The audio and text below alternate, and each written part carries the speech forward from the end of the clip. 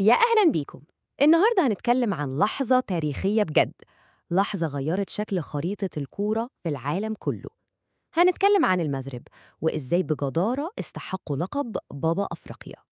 خلونا بقى ندخل في تفاصيل اللحظة العظيمة دي، اللحظة اللي الحلم فيها ما كانش مجرد حلم، لا، ده بقى حقيقة، لحظة اتكتب فيها تاريخ جديد، مش بس البلد، دي القارة بحالها.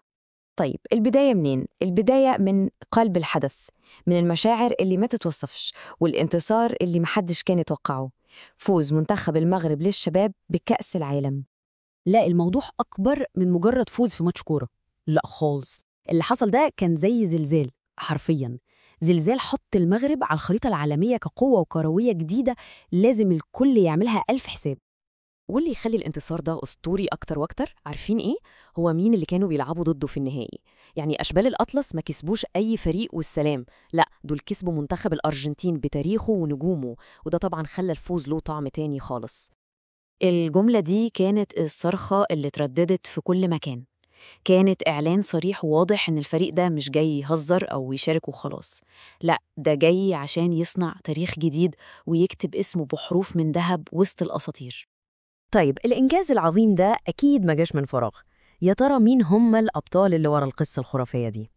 السر كله أو جوهر الانتصار ده هو مجموعة لعيبة مش عادية خالص.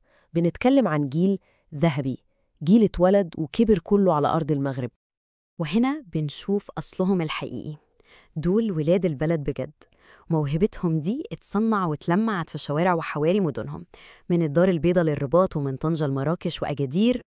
يعني الخلاصة إيه؟ الخلاصة إن الجيل ده عمل نقلة للمغرب. المغرب ما بقتش هي المفاجأة أو الحصان الأسود للبطولة، لا خالص، المغرب بقت هي المقياس، هي الستاندرد الجديد اللي الكل بقى يبصله ويتعلم منه. تمام، بس المهارة لوحدها عمرها ما بتكسب كاس عالم. يبقى السؤال، إيه كان السر التاني وراء الإنجاز ده؟ السر يا جماعة كان في حاجة ما تتمسكش بالإيد، حاجة اسمها الروح المغربية. دي خلطة كده محدش يفهمها غيرهم، خلطة من الحلم والشجاعة على عزيمة وإصرار. الخلطة دي هي اللي كانت البنزين بتاعهم في البطولة كلها. اللعيبة دي كانت نازلة الملعب بقلب أسد فعلا. التيشيرت اللي لابسينه ده ما كانش مجرد تيشيرت، ده كان علم بلدهم. كل واحد فيهم كان حاسس إنه شايل على كتفه فخر وأمل شعب كامل. وطبعا ما كانوش بيلعبوا لوحدهم أبدا، كان معاهم اللاعب رقم 12، الجمهور المغربي اللي صوته ما بيتقطعش، سواء اللي في الملعب أو اللي في كل حتة في العالم. دعمهم ده كان هو القوة الإضافية اللي ما بتخلص. طيب تأثير الفوز التاريخي ده ما وقفش عند حدود المغرب وبس، لا، ده انتشر وعدى الحدود ووصل للقارة الإفريقية كلها. وهنا النقطة المهمة، اللحظة دي كانت نقطة تحول حقيقية. الفوز ده كسر كل الصور القديمة عن الكرة الأفريقية، أثبت للعالم كله إن القارة دي بتعرف تطلع أبطال عالم. الهتاف ده ما كانش في المغرب بس، صوته وصل من الرباط لدكار ومن كيب تاون للقاهرة. القارة كلها والعالم العربي كله كان بيحتفل، احتفال واحد بيجمعهم، فخر قاري وأقليمي. كل ده بيوصلنا في الآخر لرسالة قوية جدا، رسالة وجهها الانتصار ده للعالم كله. طيب إيه هي بقى الرسالة دي؟